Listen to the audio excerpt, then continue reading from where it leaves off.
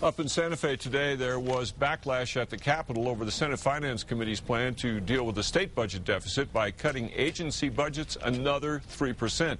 That is a long way from becoming reality, but today the State Health Department became the first agency to sound an alarm. News 13's Michael Herzenberg is live with the latest. Dick, because the State Health Department says it can't downsize certain facilities like hospitals and won't touch funds for the developmentally disabled, that 3% cut would actually lead to 20% reductions in certain areas. You begin to directly affect very critical funding sources for those kinds of primary care programs.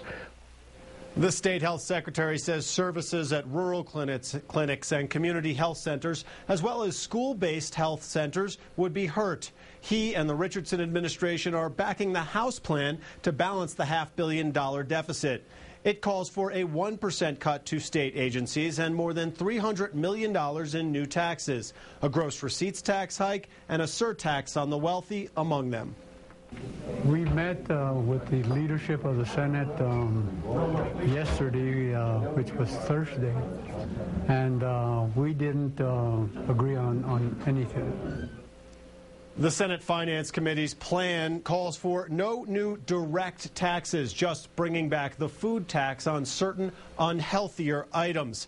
Senator John Arthur Smith says, though, he's willing to compromise, willing to consider some tax hikes as long as there are matching cuts. Back to you. All right, Michael, the clock is ticking. There's less than a week now before this session ends. And while lawmakers feuded today, lobbyists for the Catholic Church and other advocates for the poor handed out thousands of flour tortillas at the Capitol to protest a plan to tax the food staple. The Senate Finance Committee yesterday approved the proposal to reinstate sales tax on certain foods, including flour but not corn tortillas. The idea is to tax what the committee identified as unhealthy foods.